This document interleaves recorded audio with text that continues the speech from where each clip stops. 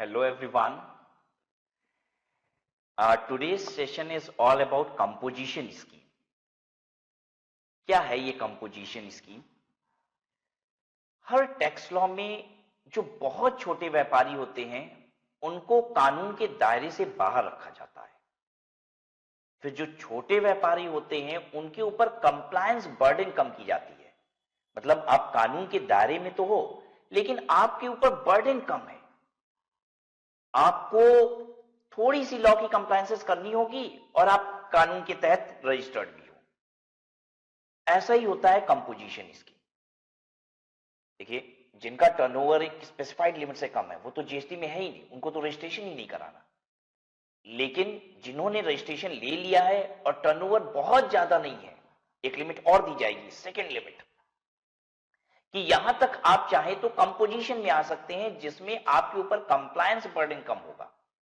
आपको जीएसटी के कानून का उतना पालन नहीं करना जितना एक रेगुलर डीलर को करना है, रेगुलर सप्लायर को करना है। कंपोजिशन सप्लायर को अपने आउटपुट सप्लाई पे, अपने आउटवर्ड सप्लाई पे जीएसटी नहीं लेना होता और अपनी इनवर्ड सप्लाई का यानी अपनी परचेजेस का कोई इनपुट टैक्स क्रेडिट भी नहीं लेना होता। उसे तो अपने टर्नओवर का एक छोटा सा परसेंटेज, 1%, अपने टर्नओवर का छोटा सा परसेंटेज गवर्नमेंट को अपनी जेब से देना होता है। लेकिन सारे झंझट से मुक्ति हो गई। बताइए, ये एक बवाल है कि नहीं, आफत है कि नहीं छोटे व्यापारी के लिए?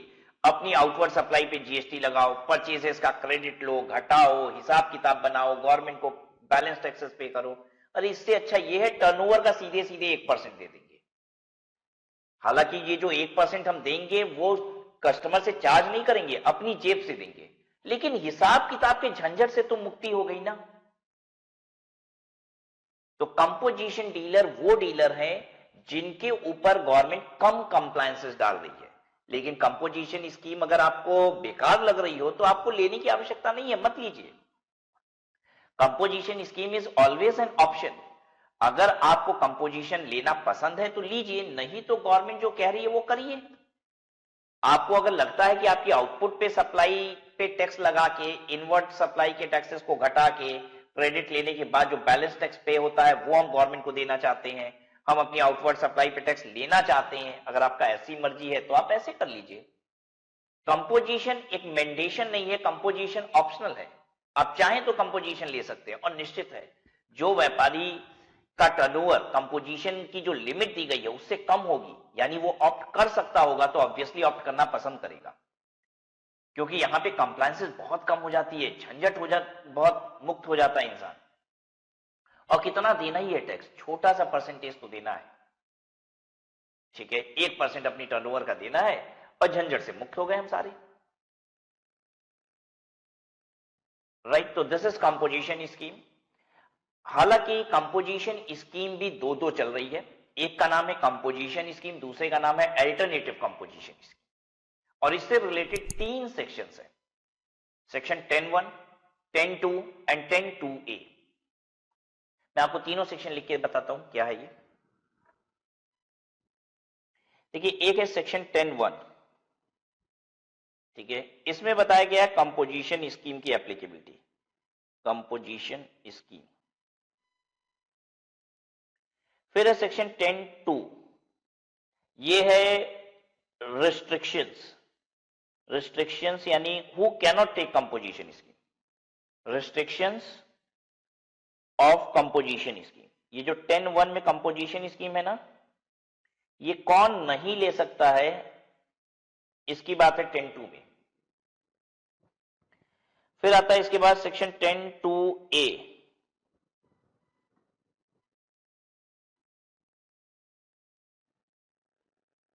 सेक्शन 10(2)A, ये क्या चीज है सेक्शन 10(2)A?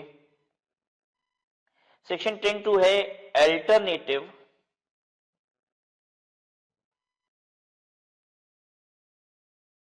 Composition scheme.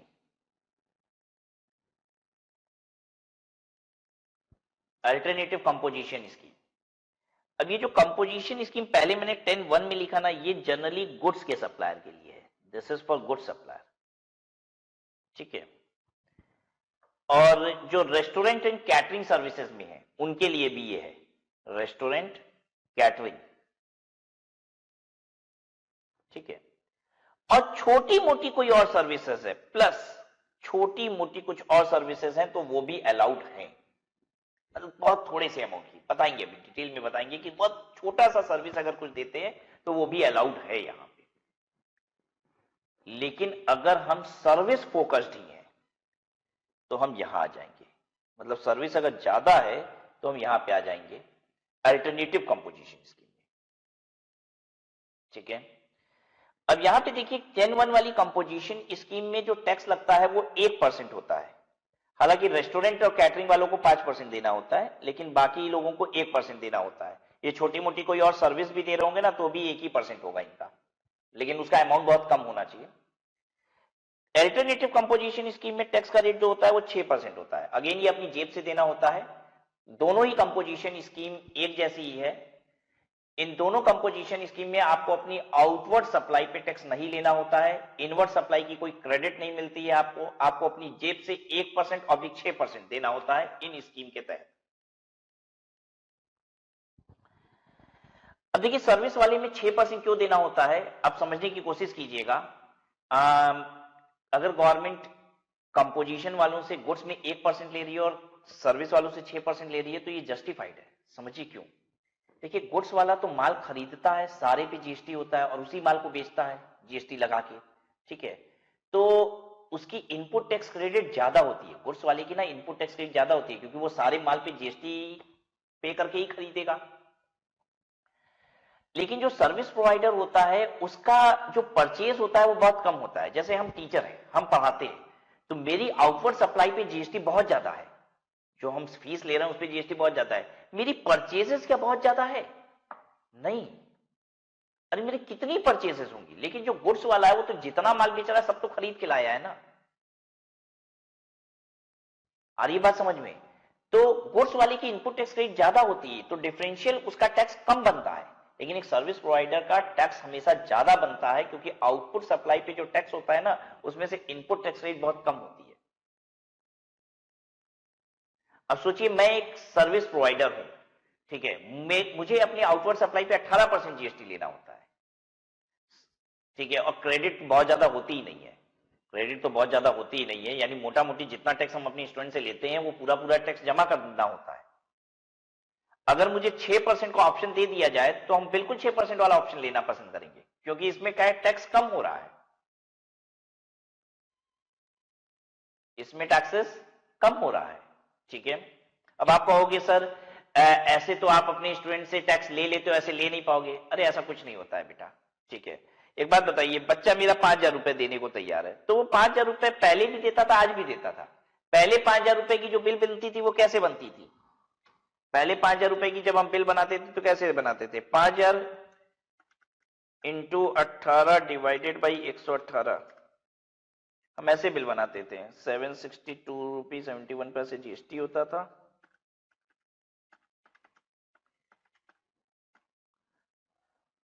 4237 रुपये 29 पैसे ये होता था, मिला के 5,000। देखिए पहले हम बिल ऐसे बनाते थे, फी प्लस जीएसटी इतना,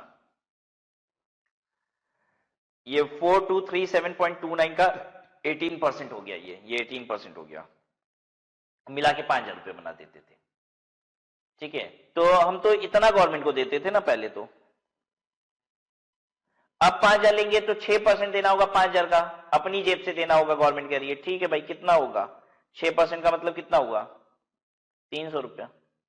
अब 300 देना होगा, पहले देते थे 762 रुपये 71 पैसा, अगर हम कंपोजिशन में गए तो।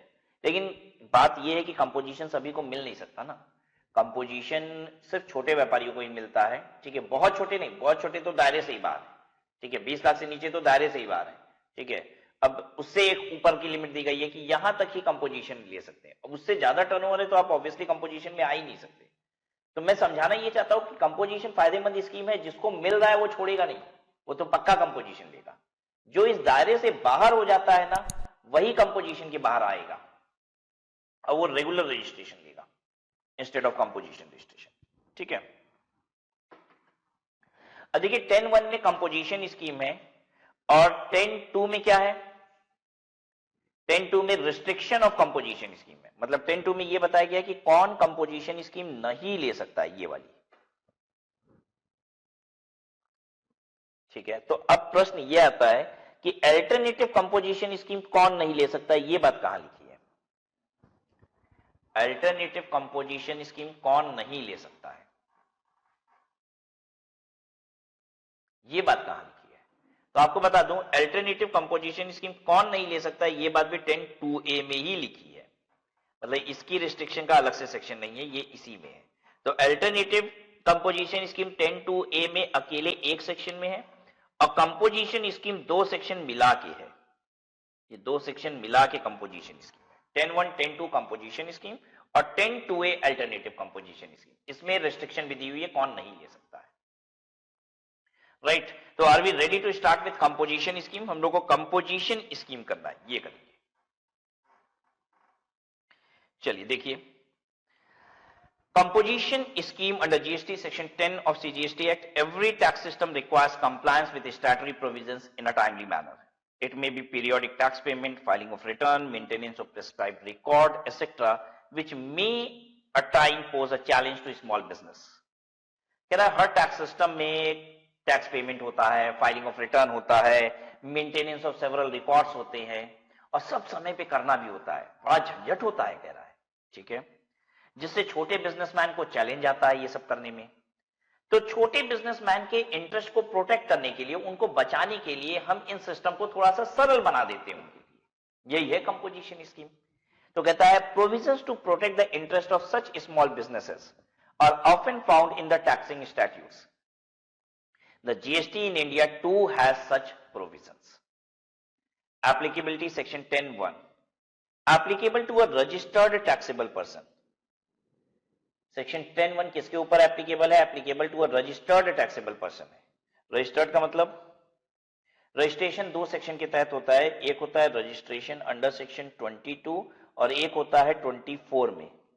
ठीक है, 22 में जो रजिस्ट्रेशन होता है वो होता है टर्नओवर बेस्ड रजिस्ट्रेशन, कि अगर आपका टर्नओवर एक स्पेसिफाइड लिमिट से ज्यादा है, जो कितना है 10, 20, 40, ठीक है, 10 लाख, 20 लाख, 40 लाख, इससे ज्यादा है तो आपको रजिस्ट्रेशन लेना होगा। ठीक है, कुछ स्टेट के लिए 10 लाख है, कुछ स्टेट के लिए आपको पता है 20 लाख रुपए है, और कुछ स्टेट में 40 लाख रुपए की लिमिट है for goods and for services 20 lakh, ऐसा है। तो तीन कैटेगरी हो गई। तो सेक्शन 22 में टर्नओवर बेस्ड रजिस्ट्रेशन होता है, और सेक्शन 24 में जो रजिस्ट्रेशन होता है वो होता है कंपल्सरी रजिस्ट्रेशन। आपका टर्नओवर 1 रुपया भी है तो भी रजिस्ट्रेशन लेना पड़ेगा। तो ये कंपोजिशन स्कीम किसके लिए है? जो लोग रजिस्ट्रेशन ले रखे हैं। ठीक है, मतलब रजिस्टर्ड होगा तभी कंपोजिशन की बात हो रही है। ठीक है, जो रजिस्ट्रेशन में ही नहीं है उनके ऊपर कोई स्कीम नहीं है। अच्छा, eligible even if registered voluntary, मतलब आपको रजिस्ट्रेशन लेना नहीं था फिर भी आपने ले लिया। अच्छा, ऐसा हो सकता है कि मुझे रजिस्ट्रेशन लेना नहीं है, जैसे मेरा टर्नओवर 20 लाख से कम है तो मुझे तो नहीं लेना, लेकिन फिर भी मैंने ले लिया, कर सकते हैं ऐसा। मेरा जीएसटी में रजिस्ट्रेशन लेने की आवश्यकता नहीं है, मेरा टर्नओवर कम है, 20 लाख से कम का माल बेचते हैं, फिर भी ले रजिस्ट्रेशन पॉसिबल है, ले लीजिए। सरकार को क्या तकलीफ है? सरकार कह रही है अच्छा ही है, भगवान हो तुम तो मेरे लिए, जीएसटी में रजिस्ट्रेशन लेके जीएसटी दोगे जबकि तुमको नहीं देना था। तो देखिए, गवर्नमेंट मना नहीं करेगी। अगर आप लायबल नहीं हो और फिर भी आप वॉलंटरली अपने मन से रजिस्टर होना चाहते हो, बिल्कुल होइए, शौक से होइए, लेकिन इतना जान लीजिए कि अगर आप रजिस्ट्रेशन ले लिए तो आपके ऊपर जीएसटी का सारा कानून उसी दिन से लगेगा जिस दिन आपको रजिस्ट्रेशन मिला है। मतलब फिर आप ये नहीं कह सकते, देखो 4 लाख रुपए मेरा टर्नओवर था, हमने जीएसटी में रजिस्ट्रेशन ले लिया, और आपको तो मालूम है कि 20 लाख तक तो जीएसटी की लायबिलिटी होती ही नहीं है, तो फिर हम कह रहे हैं देखो भाई हम तो छोटे व्यापारी हैं, जीएसटी नहीं लगाएंगे क्योंकि मेरा टर्नओवर तो अभी 4 ही लाख रुपए है। गवर्नमेंट कह रही है अब नहीं, रजिस्ट्रेशन ले लिए, अब कानून शुरू हो गया, अब सारा कानून तुम्हारे ऊपर लगेगा, अब तुम छोटा बड़ा मत चिल्लाओ।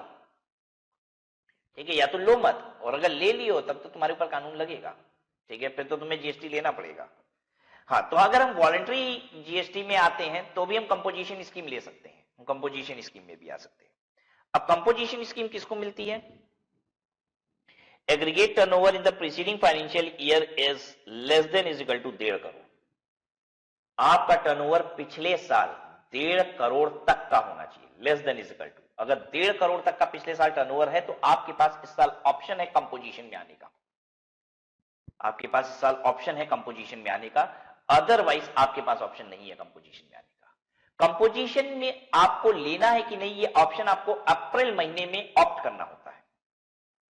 हर साल फाइनेंशियल ईयर अप्रैल टू मार्च, तो हर साल अप्रैल महीने में आपको ऑप्शन दिया जाता है कि would you like to go for composition. लेकिन ये ऑप्शन सबके लिए ओपन नहीं है। जिसका टर्नओवर पिछले साल 1.5 करोड़ तक था तो उसको ये ऑप्शन मिलता है कि आप कंपोजिशन में आना चाहते हैं, यस और नो दोनों आंसर हो सकता है आपका। आपको कंपोजिशन में आना है आ जाइए, नहीं आना है बताइए, आप रेगुलर डीलर रहिए। रेगुलर डीलर का मतलब समझ रहे हो, सेल पे टैक्स लेना, परचेज की टैक्स को उसमें से घटाना और बैलेंस टैक्स पे करना। और कंपोजिशन का मतलब अपने सेल पे अपनी जेब से टैक्स देना, लेकिन बहुत छोटा सा परसेंटेज, छोटा है, हिसाब किताब का झंझट कम हो जाएगा अपने आप ही। ठीक है, अब ध्यान से सुनिए। मेरा फाइनेंशियल ईयर 18-19 का टर्नओवर जो था वो था 1.3 करोड़, 1.5 करोड़ तक हो सकता है ना, 1.3 करोड़ था। फाइनेंशियल ईयर 19-20 का टर्नओवर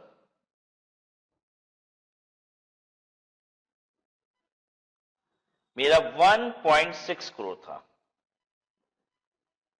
फाइनेंशियल ईयर 2021 का टर्नओवर मेरा 1.2 करोड़ था। अब जल्दी से ध्यान से सुनिए क्वेश्चन और आंसर कीजिए। फाइनेंशियल ईयर 18-19 में तो मेरा टर्नओवर 1.3 करोड़ था। मैं जानना चाहता हूं क्या मैं 19-20 में, क्या मैं 19-20 में कंपोजिशन ले सकता हूं? क्या मैं 19-20 में कंपोजिशन ले सकता हूं? ध्यान दीजिए, बच्चे देख रहे होंगे अरे टर्नओवर तो 1.6 करोड़ है, गोली मारो टर्नओवर को, 1.6 करोड़ है। 19-20 का टर्नओवर थोड़ी ना देखना है, हमेशा पिछले साल का टर्नओवर पे इस साल कंपोजिशन ऑप्ट कब करते हो? अप्रैल महीने में। अब इस साल का जो टर्नओवर होने वाला है वो कहां पता है मुझे? पिछले साल के टर्नओवर पे ना इस बार डिसाइड करोगे अप्रैल महीने में कि कंपोजिशन लेना है कि नहीं। तो पिछले साल 18-19 में मेरा था 1.3 करोड़, क्या 19-20 में मैं कंपोजिशन लूंगा? हाँ बच्चों लूंगा, कंपोजिशन लूंगा, मैं कंपोजिशन ले सकता हूं, ये ऑप्शन है मेरे पास, I can go for composition. लेकिन जिस दिन मेरा टर्नओवर 1.5 करोड़ रुपए क्रॉस करेगा, जिस दिन मेरा टर्नओवर 1.5 करोड़ रुपए क्रॉस करेगा, जैसे इस बार 1.6 करोड़ हो गया ना, तो पता है उसी दिन मैं कंपोजिशन से रेगुलर में आ गया था। मैं उस दिन रेगुलर में, यानी इस साल मैं कंपोजिशन ऑप्ट कर सकता हूं कि नहीं। ये क्वेश्चन अगर आता है कि 19-20 में आप कंपोजिशन ले सकते हैं तो आप बोलेंगे यस ले सकता हूं कंपोजिशन। लेकिन आप पूरे साल कंपोजिशन में रह नहीं पाएंगे बच्चों। जिस दिन आपका 1.5 करोड़ रुपए टर्नओवर क्रॉस होगा ना, उस दिन आपको कंपोजिशन छोड़ना पड़ेगा और आपको बनना पड़ेगा रेगुलर डीलर। और अब आप अपनी सेल पे टैक्स लेना शुरू कर देंगे, परचेज का टैक्स घटाना शुरू कर देंगे और टैक्स इस तरीके से पे करेंगे। अब मैं पूछूंगा कि बच्चों क्या 20-21 में मैं कंपोजिशन ले सकता हूं? तो इसका टर्नओवर कम है ये मत देखो, 20-21 में टर्नओवर किसका देखना है? 19-20 का। क्या मैं कंपोजिशन ऑप्ट कर सकता हूं? No, can not opt composition. मैं कंपोजिशन ऑप्ट नहीं कर सकता। अब मैं पूछता हूं आपसे, फाइनेंशियल ईयर 21-22 में क्या मैं कंपोजिशन ऑप्ट कर सकता हूं? बोलो, कंपोजिशन ऑप्ट कर सकता हूं? कर सकता हूं। 21-22 में मुझे क्या देखना है? 20-21 का टर्नओवर, ये 1.5 करोड़ से कम है, कंपोजिशन ऑप्ट कर सकता हूं।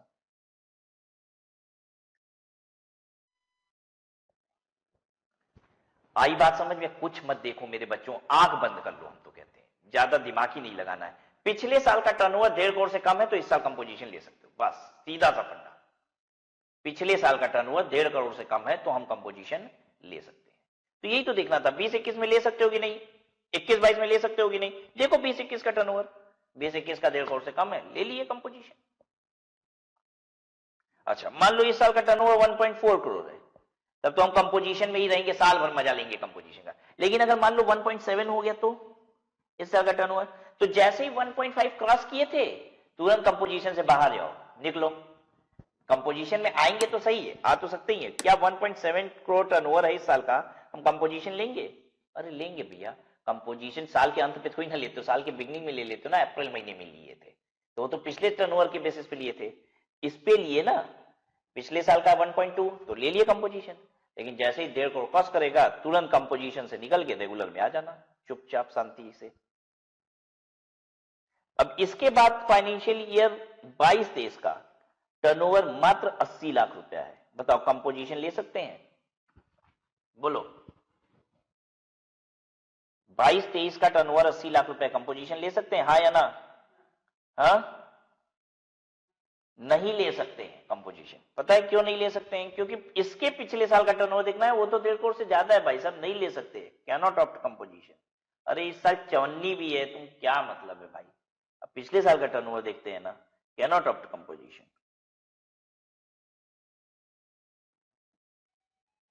ठीक है, अब इसके बाद वाले साल का फाइनेंशियल ईयर 23-24, अब देखें फाइनेंशियल ईयर 23-24 में 5 करोड़ का टर्नओवर, अब बोलो कंपोजिशन ले सकते हैं? बिल्कुल ले सकते हैं, अप्रैल महीने में तो ले ही सकते हो, लेकिन 1.5 करोड़ क्रॉस करेगा तो कंपोजिशन से रेगुलर में आना पड़ जाएगा, फिर निकल जाना, बाहर निकल जाना। अभी हम ले सकते हैं, कंपोजिशन ऑप्ट कर सकते हो, बट आपको कंपोजिशन से रेगुलर में घुसना पड़ेगा जैसे ही 1.5 करोड़ क्रॉस होता है।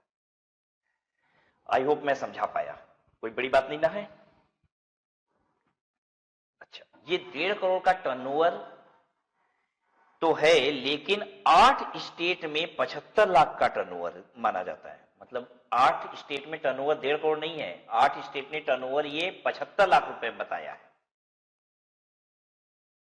ठीक है, अब देखिए आप कहोगे सर जीएसटी एक देश एक कानून है, तो ये अलग अलग स्टेट का अलग अलग कहां से आ गया? तो मैं आपको बता दूं, कंपोजिशन की लिमिट, रजिस्ट्रेशन की लिमिट, ठीक है,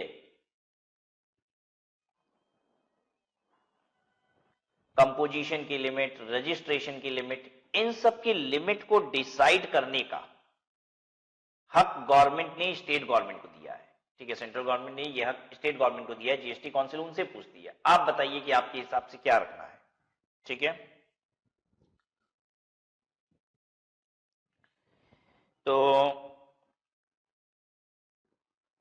75 लाख रुपए की लिमिट 8 स्टेट की है, और ये 8 स्टेट का नाम रटना पड़ेगा आपको, मजबूरी है। अरुणाचल प्रदेश, मणिपुर, मेघालय, मिजोरम, नागालैंड, त्रिपुरा, सिक्किम एंड उत्तराखंड। रट लीजिए नाम, अरुणाचल प्रदेश, मणिपुर, मेघालय, मिजोरम, नागालैंड, त्रिपुरा, सिक्किम एंड उत्तराखंड। इन सभी स्टेट में लिमिट कितनी है? 8 लाख, कितनी है? 75 लाख रुपए की। अच्छा, अब ये टर्नओवर को काउंट कैसे किया जाता है? एग्रीगेट टर्नओवर देखना है, टोटल टर्नओवर देखना है।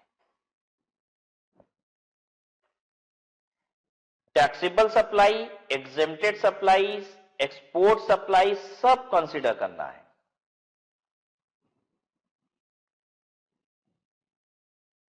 मतलब अगर हम, मेरी कुछ टैक्सेबल सप्लाईज है, मेरी कुछ एग्जेम्प्ट सप्लाईज है, मेरी कुछ एक्सपोर्ट सप्लाईज है, सब जोड़ेंगे और जोड़ के टर्नओवर देखेंगे। अब देखिए, हम कुछ चीजें ऐसी बेचते हैं जो जीएसटी के दायरे से बाहर है। जैसे मैं आपको बताऊं,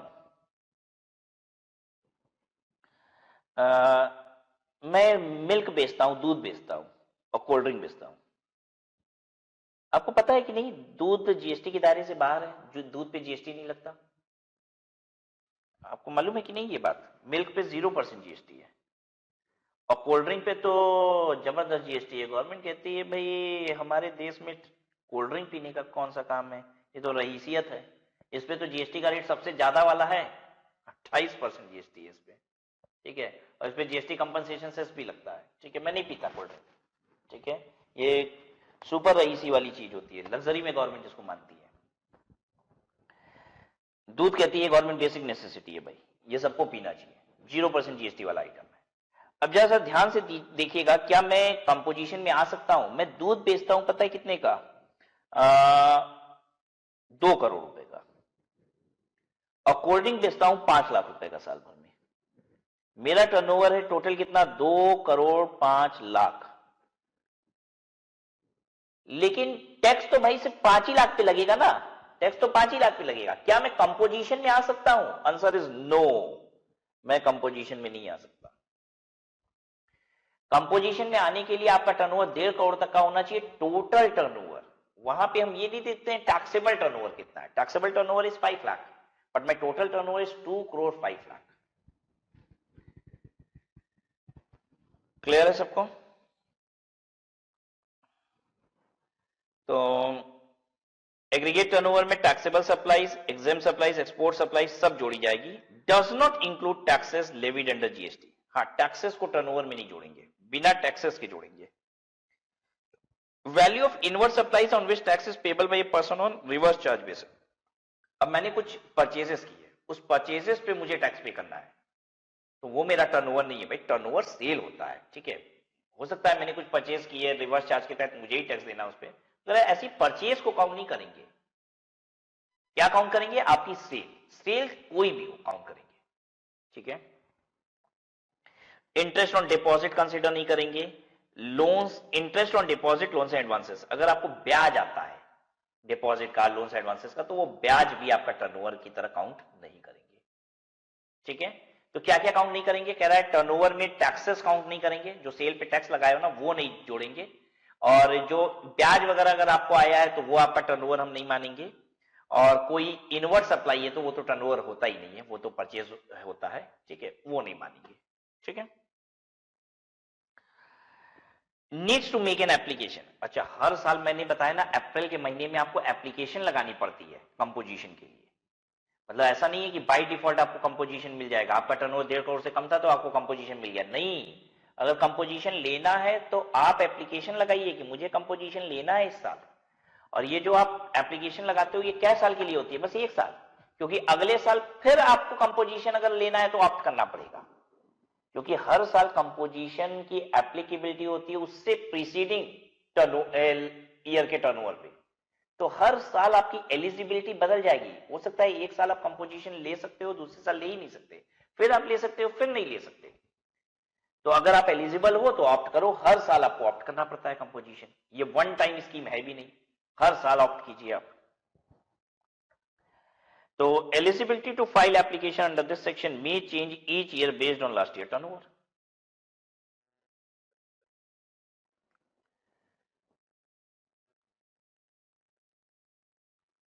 restrictions or limitations not eligible to opt, section 10(2).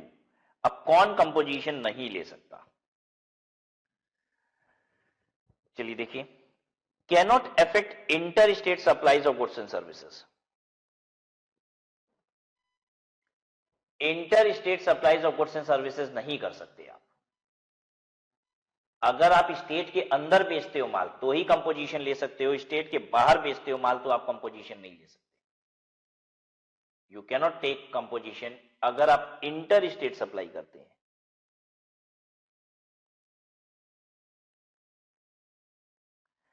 अब मैं आपको समझाता हूं क्यों ऐसा है।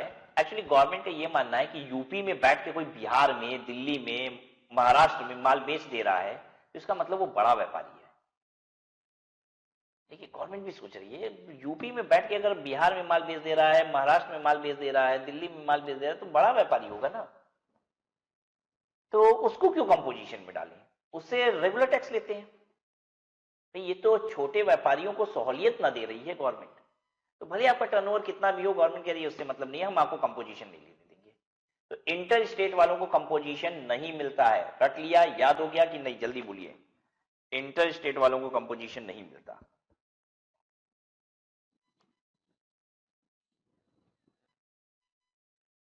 क्लियर है सबको?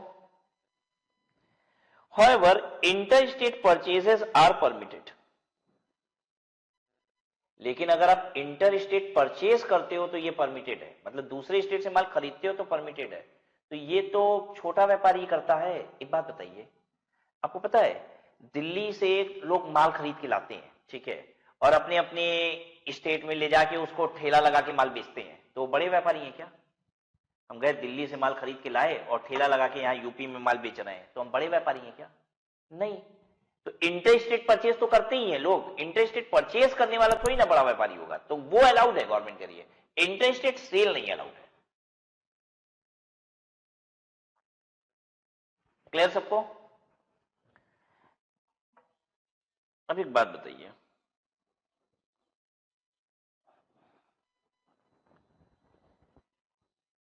देखिए लास्ट ईयर टर्नओवर मेरा था 1.2 करोड़। वो 8 स्टेट छोड़ के बात कर रहे हैं, ठीक है, जिसमें 75 लाख की लिमिट है, उसकी बात नहीं कर रहे हैं। लास्ट ईयर टर्नओवर 1.2 करोड़ था। Can I opt composition? Can I opt composition in current year? क्या मैं करंट ईयर में, पिछले साल 1.2 करोड़ टर्नओवर था, क्या मैं करंट ईयर में कंपोजिशन ऑप्ट कर सकता हूं? Answer is yes. लेकिन जरा ध्यान से सुनिए, मैं क्वेश्चन को बदल रहा हूं। अब कह रहा हूं इसकी बाइफर्गेशन क्या थी, सुन लो। इंट्रा स्टेट थी 1 करोड़ रुपए और इंटर स्टेट थी 0.2 करोड़। इंटर स्टेट भी थी,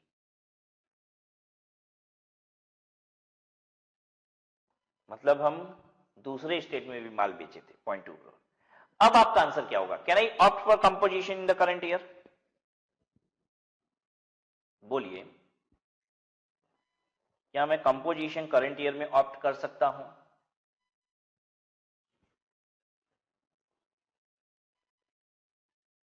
आंसर इज स्टिल यस। अब आप सोच रहे होंगे कि सर अभी तो आपने बताया इंटर स्टेट जो माल बेचता है वो कंपोजिशन नहीं ले सकता। मैं अभी भी वही बात कह रहा हूं, आपने ध्यान नहीं दिया। करंट ईयर में आप कंपोजिशन ले सकते हैं, यस। क्या आप इंटर स्टेट सप्लाई कर सकते हैं? अब नहीं, इंटर स्टेट सप्लाई अब आप थोड़ी ना कर सकते हैं। इंटर स्टेट सप्लाई अब आपके लिए मना हो गई है। ध्यान दीजिएगा, अगर आज मुझे इंटर स्टेट सप्लाई करने का मन है तो मुझे कंपोजिशन से बाहर निकल के रेगुलर बनना पड़ेगा। अरे बात समझ में, ध्यान से सुनिए। हम ये नहीं कह रहे हैं कि cannot affect inter state supplies of goods and services, ये रिस्ट्रिक्शन है। मैं ये नहीं बता रहा हूं कि जो इंटर स्टेट करता है वो कंपोजिशन नहीं ले सकता। मैं ये कह रहा हूं कि अगर आपने कंपोजिशन ले लिया तो आप इंटर स्टेट नहीं कर सकते। अगर आप इंटर स्टेट किए थे पिछले साल, इस साल कंपोजिशन लेना चाहते हो, ले लो ना। अगर आपने कंपोजिशन ले लिया तो इंटर स्टेट नहीं कर सकते, ये रिस्ट्रिक्शन है। कंपोजिशन में अगर आप हो तो आप इंटर स्टेट नहीं कर सकते। लास्ट ईयर क्या किए थे इस बात से फर्क नहीं पड़ता। लास्ट ईयर का टर्नओवर 1.5 करोड़ से कम होना चाहिए, ले लो कंपोजिशन। समझ में आ गई बात सबको? Cannot be engage in supply of services except restaurant services. Restaurant and catering कर लीजिए।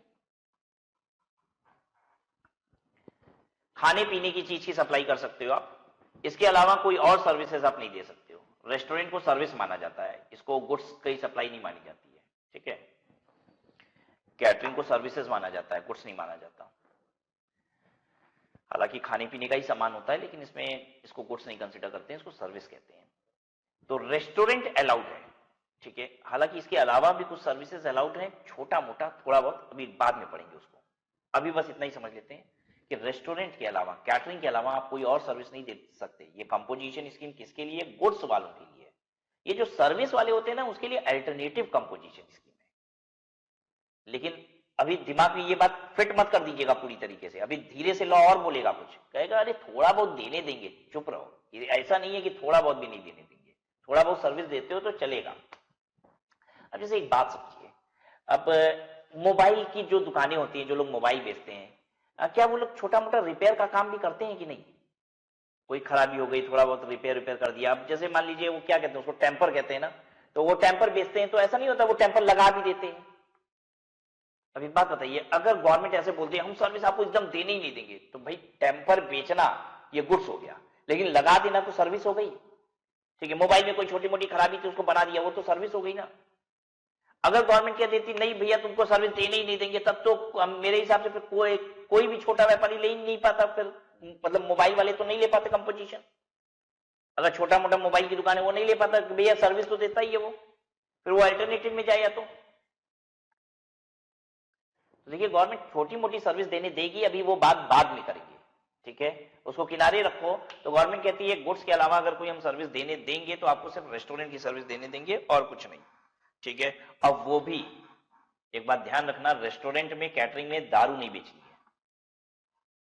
तो आप कहोगे सर हम तो बेचते हैं। अरे तो गवर्नमेंट कौन सा कह रही है कंपोजिशन लेना जरूरी है? बेचो ना, गवर्नमेंट बेचने को मना थोड़ी ना कर रही है। कह रही है अगर तुमको दारू बेचनी है तो कंपोजिशन नहीं लेने देंगे, ये कह रही है गवर्नमेंट, ठीक है। कंपोजिशन वालों को रेस्टोरेंट चलाना अलाउड है, कंपोजिशन वाले कैटरिंग कर सकते हैं, लेकिन अल्कोहलिक लिकर नहीं बेच सकते।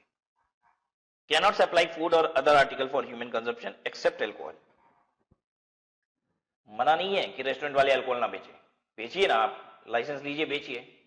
गवर्नमेंट कह रही है अगर आप बेचेंगे तो हम आपको कंपोजिशन में नहीं डालेंगे, फिर आप रेगुलर रजिस्ट्रेशन कराइएगा, ठीक है।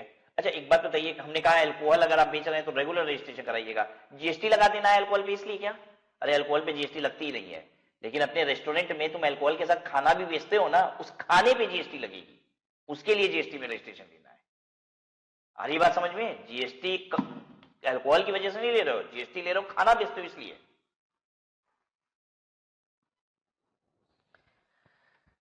आइए देखिए आगे, not making any supply of goods और services through electronic commerce operator liable for deducting TCS.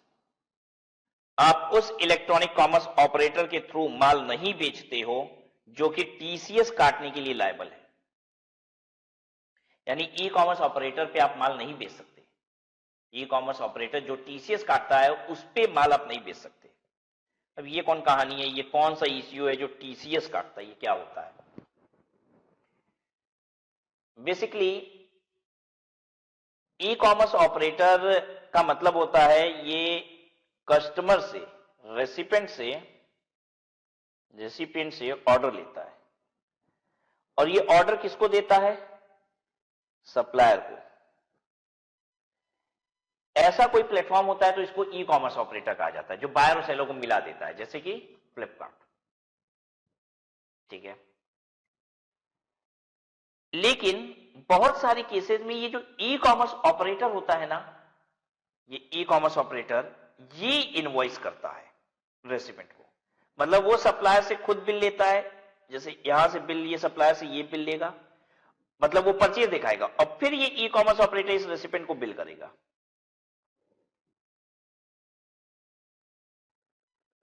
तो ऐसे में टीसीएस का प्रावधान लागू ही नहीं होता, ऐसे में टीसीएस का प्रावधान नहीं लागू होता। क्या होता है टीसीएस बताएंगे, थोड़ा सा तसल्ली रखिएगा। अगर सप्लायर ने रेसिपिएंट को डायरेक्ट बिल कर दिया, अगर सप्लायर ने रेसिपिएंट को डायरेक्ट बिल कर दिया, ठीक है, बिल ऐसे नहीं हुआ, ये नहीं हुआ, ये वाला सिस्टम नहीं था, बायर और सेलर को ई कॉमर्स ऑपरेटर ने मिलाया और बिल सप्लायर ने रेसिपिएंट को कर दिया। ऐसा ही होता है फ्लिपकार्ट में ऐसा ही होता है। तो यहां एग्जांपल में हम फ्लिपकार्ट लिख सकते हैं। तो रेसिपिएंट जो ईसीयू को पैसा देता है ना, पेमेंट करता है, इस पेमेंट में से सप्लायर को जब फ्लिपकार्ट पेमेंट करती है तो 2% टीसीएस काट लेती है, 2% टैक्स काट लेती है, टीसीएस उसको बोलती है। और ये 2% काट के सप्लायर के नाम से जमा कर देती है। 1% सीजीएसटी करके जमा करती है और 1% एसजीएसटी नाम से जमा कर देती है, किसका? इस सप्लायर का, जो कि इस सप्लायर के कैश लेजर में दिखाई भी देता है। इसके कैश लेजर में ये दिखाई देता है, इसके इनपुट टैक्स क्रेडिट में नहीं दिखाई देता, आईटीसी में नहीं, क्योंकि इसके परचेज का टैक्स नहीं है ये तो इसकी सेल पे काट लिया है ई कॉमर्स ऑपरेटर ने। और गवर्नमेंट क्यों करा रही है? ताकि ई कॉमर्स ऑपरेटर जब टीसीएस काटती है ना तो पूरी रिपोर्टिंग करती है गवर्नमेंट को, इसका इतना इतना टीसीएस काटे, तो इससे गवर्नमेंट को सारे सप्लायर की सेल पता चल जाती है। तो गवर्नमेंट को इसकी सेल जाननी थी, इसीलिए गवर्नमेंट ने इसको टीसीएस काटने को बोला। लेकिन अगर ये सप्लायर फ्लिपकार्ट को माल बेच दे अपना और फिर फ्लिपकार्ट माल बेचे, तो ध्यान दीजिएगा, आप टीसीएस काट के नहीं देंगे पेमेंट। टीसीएस तभी कटेगा जब हम खुद अपनी बिल डायरेक्ट कस्टमर को देते हैं, ये बात याद रखिएगा, ठीक है। और फ्लिपकार्ट में ऐसा ही होता है, स्नैपडील में ऐसा ही होता है, अमेजॉन में ऐसा ही होता है। वो लोग यहां पे सप्लायर डायरेक्ट बिलिंग करता है और टीसीएस काट के पेमेंट आता है। तो अगर आप ऐसे ई कॉमर्स ऑपरेटर के थ्रू ट्रांजेक्शन करते हैं तब तो आपको रजिस्ट्रेशन लेना होगा, तब आप कंपोजिशन में नहीं आ सकते। अभी हम लोग कंपोजिशन की बात कर रहे हैं, तब मैं कंपोजिशन में नहीं आ सकता, मुझे रेगुलर डीलर बनना पड़ेगा। अच्छा, अगर मैं मान लीजिए किसको बेचता हूं? फ्लिपकार्ट को, फिर फ्लिपकार्ट फर्दर बेचता है तो ऐसे में मैं फ्लिपकार्ट पे माल बेच सकता हूं, मैं कंपोजिशन में रह के भी बेच सकता हूं। ऐसे में मैं कंपोजिशन में रह के भी माल बेच सकता हूं। लेकिन बात समझने की कोशिश करो, उस केस में फ्लिपकार्ट मुझसे माल खरीदेगा ही नहीं। अब मैं कानूनन बेच सकता हूं उसको माल, ठीक है। अगर मैं फ्लिपकार्ट को बिल बनाता हूं, मैं कस्टमर को बिल बनाता हूं डायरेक्ट, तब तो मैं कंपोजिशन में आ ही नहीं सकता। मैं कस्टमर को बिल बनाता हूं डायरेक्ट तो कंपोजिशन में आ ही नहीं सकता, मना ही है, कानूनन मना है। लेकिन अगर मैं फ्लिपकार्ट को माल बेचता हूं तो कंपोजिशन में आ सकता हूं, कानूनन मैं कंपोजिशन में कानूनन आ सकता हूं, फ्लिपकार्ट को बिल बना के दे सकता हूं। लेकिन फ्लिपकार्ट मुझसे माल ही नहीं लेगा। बता सकते हो क्यों? फ्लिपकार्ट मुझसे माल ही नहीं लेगा, मैं कंपोजिशन में हूं। कानूनन मैं उसे बेच सकता हूं, मैं उसे बिल दे सकता हूं, कंपोजिशन में मैं रह सकता हूं, लेकिन फ्लिपकार्ट मुझसे अब माल नहीं खरीदेगा क्योंकि मैं कंपोजिशन में हूं। कंपोजिशन वाला डीलर बिल पे टैक्स नहीं लगाता, जीएसटी नहीं लगाता। अब फ्लिपकार्ट को अगर मैं बिना जीएसटी लगाए बिल दूंगा तो वो क्रेडिट कैसे लेगा उस परचेजेस की? क्योंकि ये तो जब बिल बनाएगा तो जीएसटी लगाएगा, ठीक है। अब बिना जीएसटी वाली परचेजेस की क्रेडिट ले नहीं पाएगा, वो मुझसे माल ही नहीं खरीदेगा। आई बात समझ में? तो ये मैंने प्रैक्टिकल बात बताई कि देखो फ्लिपकार्ट अब मुझसे माल खरीदेगा ही अगर मैं कंपोजिशन में हूं, ठीक है। ये कब बात कर रहा था? जब फ्लिपकार्ट बाई करता है और फ्लिपकार्ट फर्दर सेल करता है। लेकिन ऐसा सिस्टम ही नहीं है यहां तो सिस्टम ही क्या है कि मैं डायरेक्ट बिल करता हूं रेसिपेंट को, और ऐसे में मुझे कंपोजिशन के दायरे से बाहर रहूंगा, मैं कंपोजिशन में नहीं आ सकता, ठीक है। तो टीसीएस कब काटना होता है बता दूं? टीसीएस कब काटता है ई कॉमर्स ऑपरेटर? टीसीएस तब काटता है जब सप्लायर डायरेक्ट बिल बना के देता है रेसिपेंट को, तब टीसीएस काटना होता है। और जब भी ईसीओ को टीसीएस काटना है तो ऐसे केस में सप्लायर जो है वो कंपोजिशन में नहीं हो सकता। अगर आप ऐसे ई कॉमर्स ऑपरेटर के थ्रू माल बेचते हैं जो टीसीएस काटता है तो आप कंपोजिशन में नहीं हो सकते। तो cannot sell on e commerce portal like Snapdeal, Flipkart, ये हमने बता दिया। Not a manufacturer of goods notified by government, आप इन गुड्स के मैन्युफैक्चरर नहीं हो सकते। किन गुड्स के मैन्युफैक्चरर नहीं हो सकते? आप टोबैको के मैन्युफैक्चर्ड टोबैको सब्स्टिट्यूट, पान मसाला, आइसक्रीम, अदर इडेबल आइस, इन सब के मैन्युफैक्चरर नहीं हो सकते। क्या दिक्कत है गवर्नमेंट को? कह रही है कि अगर आप टोबैको प्रोडक्ट बेचते हो, पान मसाला बेचते हो, आइसक्रीम बेचते हो, ठीक है, तो अगर आप ये सब बनाते हो तो हम आपको कंपोजिशन में आने नहीं देंगे, हम आपको कंपोजिशन में आने नहीं देंगे। क्यों? मैंने जब भी ये बात बच्चों से पूछी है, पता है बच्चे क्या बोलते हैं मुझसे? कहते हैं सर लगता है ये बड़ा व्यापारी होता होगा, जो आइसक्रीम बना रहा है, पान मसाला गुटखा ये सब बनाता है, ये बड़ा व्यापारी होगा, इसलिए गवर्नमेंट उसको कह रही है तुम कंपोजिशन में नहीं आ सकते। तो मैं कहता हूं कैसी बात कर रहे हो बच्चों? 1.5 करोड़ रुपए से ऊपर टर्नओवर है तो वैसे ही हम कंपोजिशन में नहीं आ सकते। तो यानी निश्चित है मेरा टर्नओवर 1.5 करोड़ के नीचे है, तभी गवर्नमेंट ये सब बात कर रही है कि हम, आप अगर पान मसाला गुटखा ये सब बना रहे हो, आइसक्रीम बना रहे हो, तो हम आपको कंपोजिशन नहीं लेने देंगे। तो ठीक से बताइए ना, ये 1.5 करोड़ से तो टर्नओवर कम ही होगा ना इसका, तभी तो ये सब बात हो रही है। 1.5 करोड़ के ऊपर तो किसी को ही अलाउड नहीं है, तो फिर ये बात करने की आवश्यकता क्यों पड़ी? इनको कंपोजिशन क्यों नहीं दे रहे हैं? इनको कंपोजिशन इसलिए नहीं दिया जा रहा है क्योंकि ये सब आइटम पे जीएसटी लगता है 28% के रेट से। ये वो आइटम है, पान मसाला, टोबैको, इन सब पे जीएसटी लगता है 28% के रेट से, ठीक है। अब गवर्नमेंट कह रही है जो 28% वाला माल है उसको हम कंपोजिशन में ला देंगे तो वो 1% में सलट लेगा। कंपोजिशन वालों से तो 1% लिया जाता है। गवर्नमेंट कह रही है बड़ा घाटा हो जाएगा भाई साहब, यहां तो इन लोग को नहीं आने देंगे कंपोजिशन में। सिर्फ मैन्युफैक्चरर की बात की, ट्रेडर की बात नहीं कर रही है। अब एक बात बताइए, क्या जो पान मसाला, पान वाला जो गुमटी होती है पान की दुकान वाली, वो भी तो पान मसाला गुटखा बेचते हैं, क्या वो कंपोजिशन में आ सकते हैं? हाँ, वो कंपोजिशन में आ सकते हैं। गवर्नमेंट 1% उनसे जीएसटी लेके भी सुकून में है। क्यों? अरे भैया वो पान मसाला वाला खरीदा किससे है? माल शुरू कहां से हुआ है? माल तो शुरू फैक्ट्री से हुआ है ना, जहां मैन्युफैक्चरिंग हुई है, तो वहां ले तो ली गवर्नमेंट 28% चाप के। अब तो जिससे भी ले रही है 1-1% और एक्स्ट्रा लेते जा रही है ना, मिल तो गया गवर्नमेंट को। अरे भैया गवर्नमेंट 10 बार टैक्स थोड़ी ना लेती है, आपको तो भी पता है परचेज का टैक्स तो क्रेडिट की तरह मिल जाता है ना, तो कंपोजिशन वालों को क्रेडिट तो मिलती नहीं है, तो 28% टैक्स तो ले ही चुकी है सरकार। तो इसलिए डीलर्स को मना नहीं है, मैन्युफैक्चरर को मना है, कह रहे मैन्युफैक्चरर हो आप इन आइटम के तो हम आपको कंपोजिशन नहीं लेने देंगे। डीलर ले सकता है, सप्लायर ले सकता है। कौन सा सप्लायर? ट्रेडर जो है, जो माल बेचता है वो ले सकता है। तो आप कहोगे सर एक बात बताइए, कोल्ड ड्रिंक वाली कंपनी, कोल्ड ड्रिंक पे भी तो 28% जीएसटी है, तो उसके मैन्युफैक्चरर को क्यों नहीं मना किया गया? जब बता दो कौन सी मैन्युफैक्चरिंग कंपनी होगी कोल्ड ड्रिंक वाली जिसका 1.5 करोड़ रुपए का ही टर्नओवर होगा? सपने में भी नहीं सोचा जा सकता। कोल्ड ड्रिंक वाली सब कंपनी बहुत अरबों खरबों की कंपनियां हैं वो सब, ठीक है। वो लोग तो अपनी एडवर्टीजमेंट का 1.5 करोड़ रुपए दे देते होंगे। सलमान खान, शाहरुख खान, अक्षय कुमार ये सब तो ऐड करते हैं, पेप्सी, कोको कोला, इन सब का, ठीक है। इतने बड़े बड़े स्टार, ऐसी कंपनी क्या 1.5 करोड़ के नीचे वाली हो सकती है? 1.5 करोड़ से कम टर्नओवर वाली कल्पना ही नहीं किया जा सकता। गवर्नमेंट कह रही है ये तो लिख के हम खुद बेवकूफ बनेंगे, सवाल ही नहीं उठता इसका। तो इसलिए कोल्ड ड्रिंक नहीं लिखा है, क्योंकि गवर्नमेंट को मालूम है कोल्ड ड्रिंक बनाने वाली कंपनी सब बहुत बड़ी कंपनियां, वो वैसे ही जीएसटी के दायरे में रहती है, रेगुलर डीलर है, ठीक है। ये सब गुटखा वाले छोटे हो सकते हैं, पान मसाला बनाने वाले, आइसक्रीम बनाने वाली छोटी मोटी कंपनियां हो सकती हैं, ठीक है। लोकल ब्रांड्स आते हैं ना, वो सब हो सकते हैं, ठीक है। लेकिन इस पे जीएसटी का रेट इतना ज्यादा है, गवर्नमेंट कह रही है 1% वाले में इसको आने नहीं देंगे, इसको कंपोजिशन नहीं लेने देंगे। नेक्स्ट देखिए, cannot affect supply of goods or services not liable for GST। अच्छा, आप कोई भी ऐसी चीज नहीं बेच सकते हो जो जीएसटी के दायरे से बाहर है। मतलब अगर आप कंपोजिशन में हो तो सारा माल वही बेचना है जो जीएसटी के दायरे के अंदर है। अब जैसे मैं आपको बताऊं,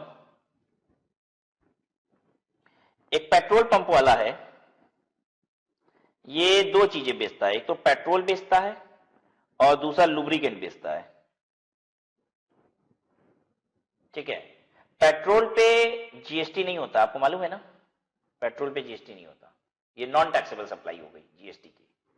लुब्रिकेंट पे जीएसटी होता है, इस पे जीएसटी एप्लीकेबल है। पेट्रोल का टर्नओवर जो है इसका लास्ट ईयर का 1.3 करोड़ है और 0.1 करोड़ है लुब्रिकेंट का टर्नओवर, यानी टोटल टर्नओवर है 1.4 करोड़, ठीक है। क्या ये कंपोजिशन, अच्छा क्या इसको जीएसटी में रजिस्ट्रेशन लेना पड़ेगा? हाँ लेना पड़ेगा भाई जीएसटी, क्योंकि लुब्रिकेंट भी बेचता है जो जीएसटी वाला आइटम है, ठीक है। क्या ये कंपोजिशन ऑप्ट कर सकता है? Answer is no. क्यों? क्योंकि ये कुछ देखिए 1.5 करोड़ से कम टर्नओवर है, वैसे तो कंपोजिशन हो जाना चाहिए था, लेकिन इसका नहीं हो पाएगा। क्यों नहीं हो पाएगा? क्योंकि ये वो आइटम बेचता है which is not liable for GST. Petrol जो कंपोजिशन में आता है उसकी सारी सप्लाई टैक्सेबल सप्लाई होनी चाहिए, नॉन टैक्सेबल सप्लाईज नहीं हो सकती। Cannot affect supply of goods, cannot affect supply of goods और services not liable for GST. जिस पर जीएसटी नहीं है ऐसे गुड्स एंड सर्विसेज नहीं होनी चाहिए, ठीक है। Now next, aggregate turnover to be computed across all business vertical and across the country for each PAN number। अच्छा कह रहे हैं ये कंपोजिशन के लिए हम टर्नओवर क्या देखते हैं? Aggregate turnover. एग्रीगेट टर्नओवर का मतलब क्या होता है? What do you mean by aggregate turnover? Aggregate turnover का मतलब होता है total turnover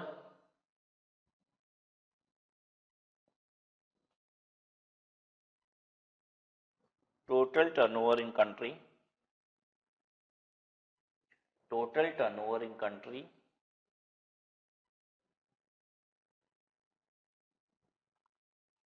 total turnover from anywhere in country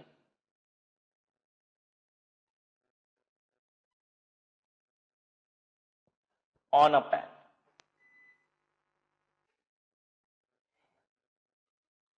मतलब पूरे हिंदुस्तान में कहीं से भी एक पैन पे जितना टर्नओवर हो रहा है वो सब काउंट करना है। हमें इंक्लूड करना है टैक्सेबल टर्नओवर, हमें इंक्लूड करना है non taxable supply, exempt turnover लिख देते हैं, एग्जेम्प्ट में नॉन टैक्सेबल भी आ जाएगा। हमें इंक्लूड करना है टैक्सेबल टर्नओवर, एग्जेम्प्ट टर्नओवर और एक्सपोर्ट टर्नओवर, तीनों। और एग्जेम्प्ट टर्नओवर में तीनों चीजें आ जाती हैं, आपको पता है ना, 0% वाला भी आ जाता है, नोटिफिकेशन से जो एग्जेम्प्ट होता है वो भी आ जाता है, नोटिफिकेशन ऑब्लिक स्पेशल ऑर्डर से, और नॉन टैक्सेबल सप्लाई भी आ जाता है। नॉन टैक्सेबल सप्लाई का मतलब पेट्रोल वाले 5 प्रोडक्ट और अल्कोहल, ये सारा टर्नओवर जोड़ के एग्रीगेट टर्नओवर देखा जाता है। ठीक है, अच्छा मान लीजिए मैं बिहार से भी सप्लाई करता हूं और यूपी से भी सप्लाई करता हूं। ठीक है, तो सारा दोनों टर्नओवर मिला के देखा जाएगा।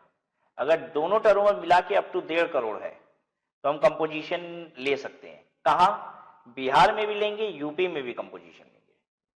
हम बिहार में भी कंपोजिशन लेंगे, यूपी में भी कंपोजिशन लेंगे। आपको तो पता ही है कि जीएसटी में रजिस्ट्रेशन स्टेट वाइज लेना होता है। आप जितनी स्टेट से सप्लाई करते हो, अगर मेरा माल बिहार से भी निकलता है, यूपी से भी निकलता है, तो हमको यूपी में भी रजिस्ट्रेशन लेना है, बिहार में भी लेना है, और दोनों ही जगह क्या लेना है? कंपोजिशन लेना है। मतलब ऐसा भी पॉसिबल नहीं है कि एक जगह कंपोजिशन ले लो, एक जगह रेगुलर ले लो। अगर आपने कंपोजिशन ऑप्ट किया तो एक टाइम पे जितने रजिस्ट्रेशन है सब पे कंपोजिशन लेना पड़ेगा। ठीक है, एक बात बताइए, हम यूपी में बैठ के 20 स्टेट में सप्लाई करते हैं। हम यूपी में बैठ के, यूपी से ही 20 स्टेट में सप्लाई होता है। कितना रजिस्ट्रेशन लेना है जीएसटी में? एक। सप्लाई कहां से करते हैं? बस यूपी से ना। अगर मेरा माल यूपी से भी निकलता है, बिहार से भी निकलता है, राजस्थान से भी निकलता है, तो अब कितना रजिस्ट्रेशन लेना है? 3। माल कहां कहां से निकलता है ये देखना होता है, from where you are supply. कहां सप्लाई कर रहे हैं ये नहीं। ठीक है, हम सप्लाई तो पूरे हिंदुस्तान में कर रहे हैं, लेकिन कर कहां से रहे हैं? वाराणसी में बैठ के। तो मुझे रजिस्ट्रेशन एक ही लेना है। अब जैसे मैं ऑल ओवर इंडिया सब जगह से बच्चे मेरी क्लासेस ले रहे हैं, बोलिए हाँ या ना भाई? इंडिया में हर जगह से बच्चे मेरी क्लास ले रहे हैं, लेकिन मैं क्लास दे कहां से रहा हूं? सिर्फ एक जगह से, सिटिंग इन वाराणसी, यूपी। मुझे जीएसटी में रजिस्ट्रेशन कितना लेना है? बस एक रजिस्ट्रेशन, यूपी में रजिस्ट्रेशन लेना है, क्योंकि मेरी सप्लाई यूपी से हो रही है। अगर मान लीजिए मेरा 2 सेंटर होता है, एक यूपी में सेंटर होता और एक महाराष्ट्र में सेंटर होता, और यूपी से भी निकलती सप्लाई, महाराष्ट्र से भी निकलती, अब बताइए कितना रजिस्ट्रेशन लेना पड़ता? अब 2 लेना पड़ता। ठीक है, और रजिस्ट्रेशन के बाद आपको दूसरी चीज भी, ये मैंने क्यों बताया रजिस्ट्रेशन की बात, ताकि आप कंपोजिशन को बेहतर समझ पाए। तो अब जितने मेरे रजिस्ट्रेशन होते हैं ना, वो सारे रजिस्ट्रेशन पे कंपोजिशन होगा या सारे पे रेगुलर होगा? कुछ पे कंपोजिशन, कुछ पे रेगुलर पॉसिबल नहीं है। या तो सारे पे कंपोजिशन या तो सारे पे रेगुलर। और आपको मालूम है कंपोजिशन के लिए जो टर्नओवर देखते हैं वो कैसा देखते हैं? थ्रू आउट इंडिया पूरा टर्नओवर देखते हैं, टोटल टर्नओवर।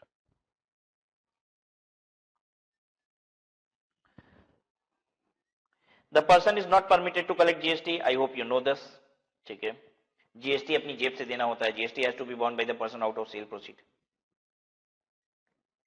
फिर a person shall not be entitled to input credit under GST. Input tax credit नहीं मिलेगी, ये भी आपको पता है। ठीक है, जैसा कि रेगुलर स्कीम में मिलती है। ठीक है, रेगुलर स्कीम वाले अपने आउटवर्ड टैक्स से सेट ऑफ करते हैं इनवर्ड टैक्स को, वो नहीं होता यहाँ पे।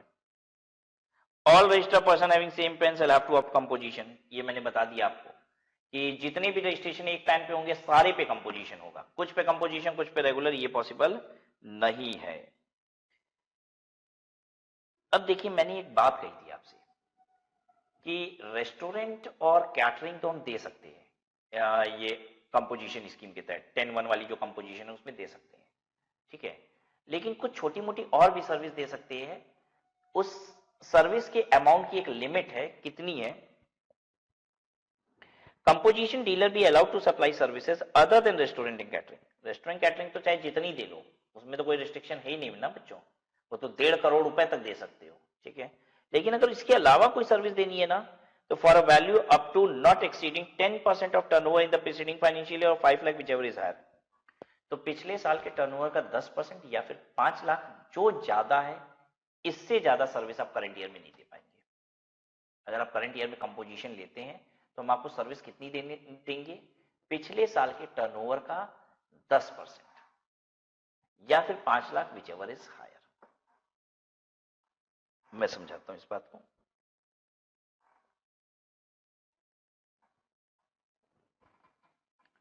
Last year turnover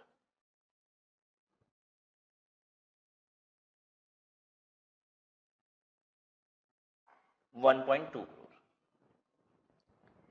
Can I opt current year में current year composition opt कर सकते हैं? yes or no? पिछले साल का टर्नओवर 1.5 करोड़ तक था, हम करंट ईयर में कंपोजिशन ऑप्ट कर सकते हैं। ठीक है, हालांकि सारी कंडीशन आपको याद रखनी होगी, इंटर स्टेट हम नहीं कर सकते हैं, ठीक है ना, हम अल्कोहल वगैरह नहीं बेच सकते हैं, ये सारी चीजें हैं। अच्छा, मेरे करंट ईयर का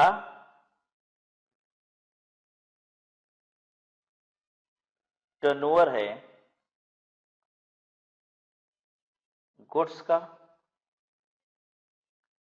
रेस्टोरेंट का और अदर सर्विसेज का। गुड्स का मेरा टर्नओवर है 50 लाख और रेस्टोरेंट का 80 लाख, ये है ही नहीं। करंट ईयर में कंपोजिशन ऑप्ट कर सकते हैं, तो आंसर इज यस। अब मेरा दूसरा क्वेश्चन ये है कि क्या मैं ये सर्विसेज ये गुड्स एंड सर्विसेज जो भी मैं सप्लाई कर रहा हूं, क्या ये मैं कर सकता हूं कंपोजिशन में रहते हुए, या मुझे बाहर आना पड़ेगा? जैसे अगर मैं एक भी इंटर स्टेट कर दूं ना इसमें, तो बाहर आ जाना पड़ेगा। ठीक है, तो ये इंटर स्टेट नहीं है, ये सारा करंट ईयर का टर्नओवर कैसा है? Intra state. गुड्स का 50 लाख, रेस्टोरेंट का 80 लाख रुपए, क्या मैं बना रहा हूं कंपोजिशन में या बाहर आना पड़ेगा? दूसरा क्वेश्चन ये, कंपोजिशन ले सकता हूं, आंसर यस है। अब बताना है क्या मैं बना रहा हूं कंपोजिशन में या बाहर निकल जाऊं? क्या मैं ये कर सकता हूं? Can I supply these goods and restaurant service? Can I make these supplies? You have to answer this. Am I eligible to make these supplies? Yes. यहां पे 1.5 करोड़ रुपए तक का टर्नओवर आपका हो सकता है, नहीं तो बाहर आना पड़ता है। 1.5 करोड़ तक का ही टर्नओवर है, चल सकता है। अब मैं अपना क्वेश्चन चेंज कर रहा हूं।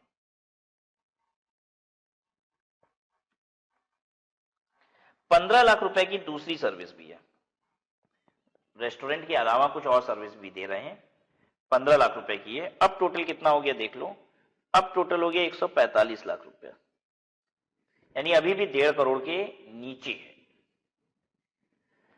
क्या मैं कंपोजिशन ले सकता हूं? तो ये आंसर तो हमेशा यस रहेगा, क्योंकि लास्ट ईयर का टर्नओवर तो 1.5 करोड़ के नीचे था, तो ये तो हम ले ही सकते हैं। अब दूसरा आंसर है, क्या मैं ये सप्लाईज कर सकता हूं? Am I eligible to make these supplies? बच्चों, am I eligible to make these supplies? तो देखिए, टोटल टर्नओवर 150 लाख के नीचे है, मतलब 1.5 करोड़ रुपए के नीचे है, तो कर सकते हैं। लेकिन एक बात का ध्यान देना होता है, रेस्टोरेंट के अलावा जो दूसरी सर्विसेज है, वो पिछले साल के टर्नओवर का 10% या फिर 5 लाख रुपया, जो ज्यादा है उससे ज्यादा नहीं हो सकता। मतलब ज्यादा कितना हो सकता है?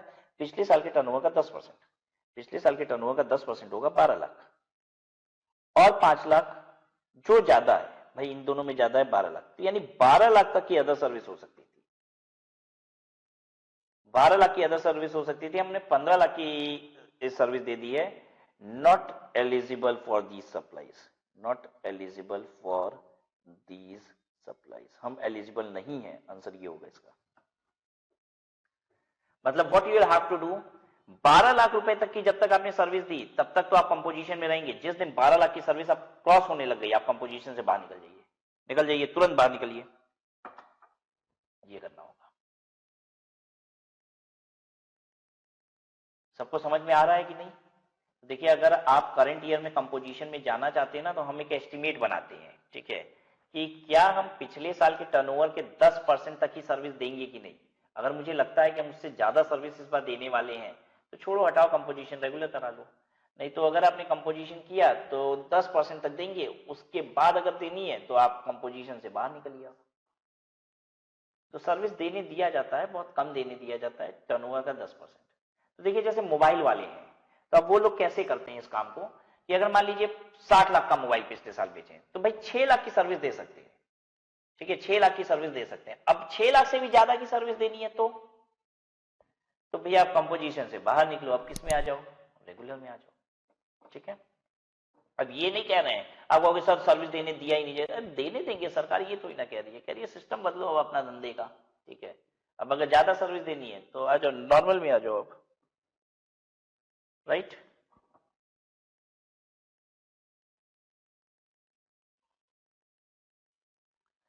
जीएसटी का रेट कंपोजिशन में क्या है? अगर आप मैन्युफैक्चरर और ट्रेडर हो, मतलब अदर देन रेस्टोरेंट है तुम्हारा, रेस्टोरेंट और कैटरिंग वाले में 2.5% है, 2.5% सीजीएसटी, 2.5% एसजीएसटी, और बाकी कोई भी सप्लायर हो तो आधा % सीजीएसटी, आधा % एसजीएसटी, टोटल हो जाएगा 1%, यहां टोटल हो जाता है 5%। जल्दी से बताओ, मैन्युफैक्चरर ट्रेडर हो, आईजीएसटी कितना लगेगा? सीजीएसटी तो आधा लगता है, एसजीएसटी आधा लगता है, अगर आईजीएसटी होगा तो कितना लगेगा? 1%। सपने में भी नहीं बोलना, ठीक है। आईजीएसटी लगेगा कहां से? इंटर स्टेट सप्लाई वालों को कंपोजिशन मिलता ही नहीं है, इंटर स्टेट वाले कंपोजिशन में नहीं आ सकते बच्चों, तो आईजीएसटी आएगा ही नहीं ना, ठीक है। जब भी आएगा क्या आएगा? सीजीएसटी और एसजीएसटी आएगा।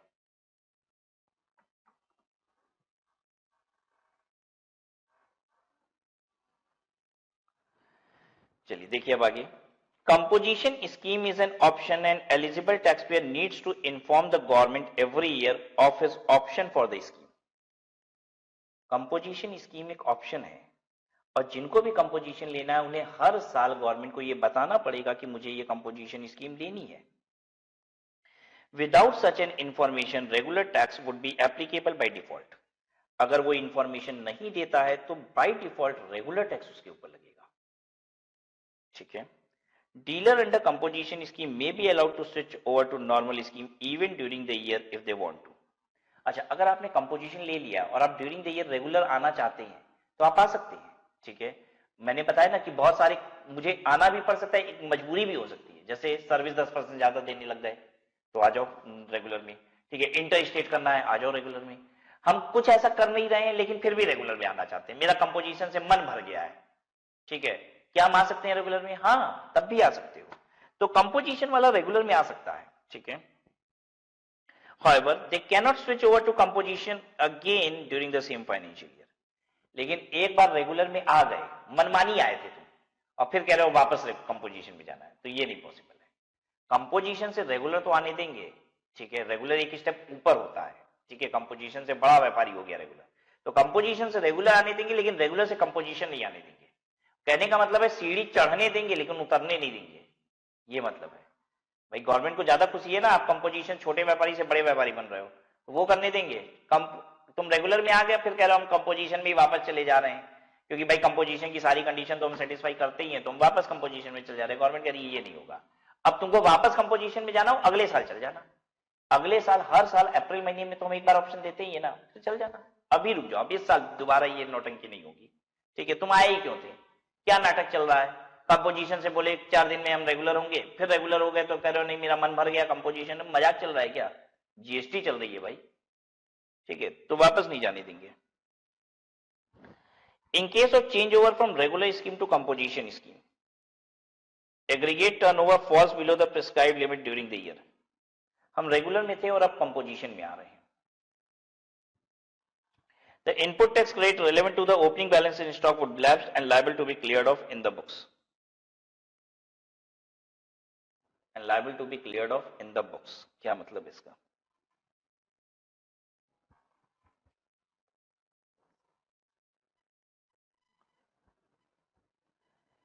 अब फाइनेंशियल ईयर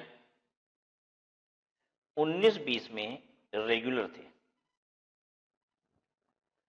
और फाइनेंशियल ईयर 20-21 में आप कंपोजिशन में आना चाहते हो। फाइनेंशियल 19-20 में क्या थे? हम रेगुलर थे, और फाइनेंशियल ईयर 20-21 में हम कंपोजिशन में आना चाहते हैं, ठीक है। बताइए, अगर 19-20 में हम रेगुलर थे तो हम इनपुट टैक्स क्रेडिट लेते थे कि नहीं?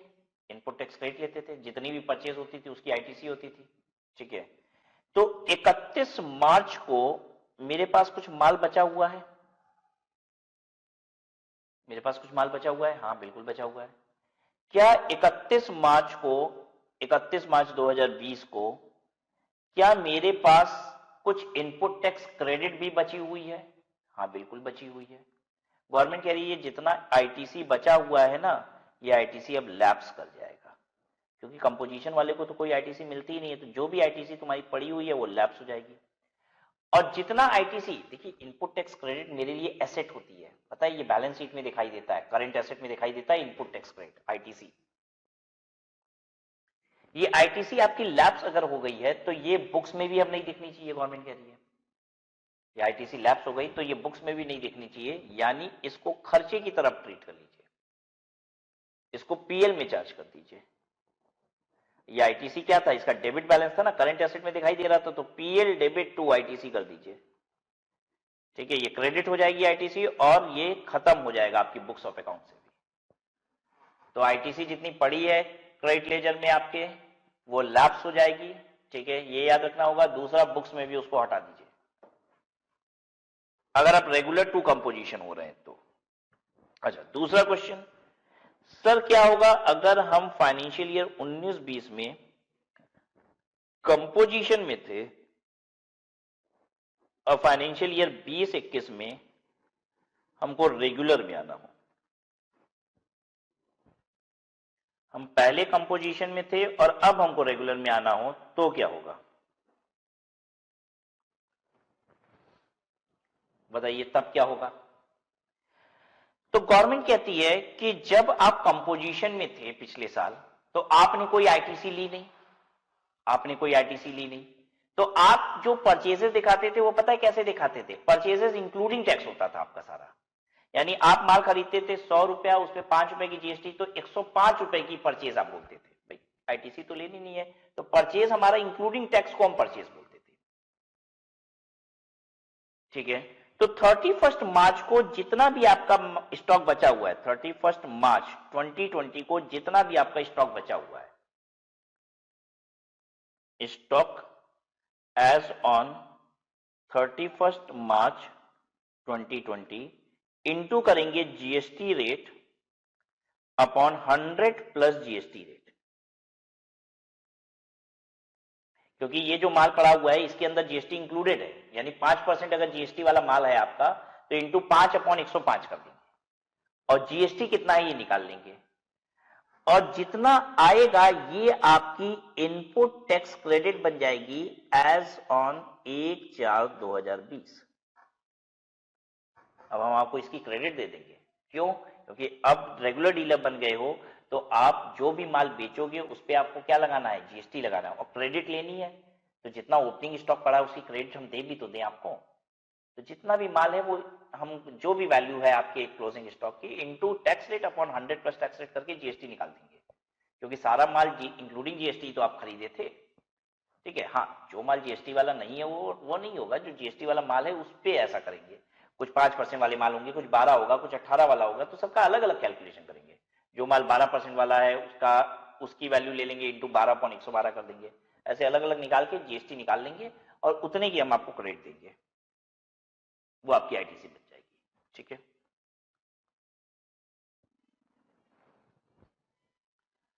So similarly, in the case of changeover from composition scheme to the regular scheme, aggregate turnover goes beyond the prescribed limit during the year. The input credit relevant to the opening balance in stock would become available and the person can avail them on selling such goods. ठीक है, तो जो भी opening stock होगा उस पर हम आपको दे देंगे और पर्सन अवेल कर लेगा उस क्रेडिट को when they is selling the goods. तो आपको समझ में आ गया ना कि अगर रेगुलर से कंपोजिशन में आओगे तो आप क्रेडिट मिलनी नहीं है, इसलिए क्रेडिट लैप्स करेगी, और अगर कंपोजिशन से रेगुलर में आ रहे हैं तो भाई अब क्रेडिट मिलनी है, इसलिए जो भी आपका स्टॉक पड़ा था उसमें into tax rate upon 100 plus tax rate करके आपका क्रेडिट निकाल देंगे और वो दे देंगे आपको। So this was all about composition scheme and we have seen section 10(1) and section 10(2), right. हालांकि इससे मिलती जुलती एक और स्कीम होती है 10(2)A अल्टरनेटिव कंपोजिशन स्कीम, जिसकी फिलहाल हम बात नहीं कर रहे हैं। इस क्लास को हम लोग यहीं पे स्टॉप करते हैं। Thank you.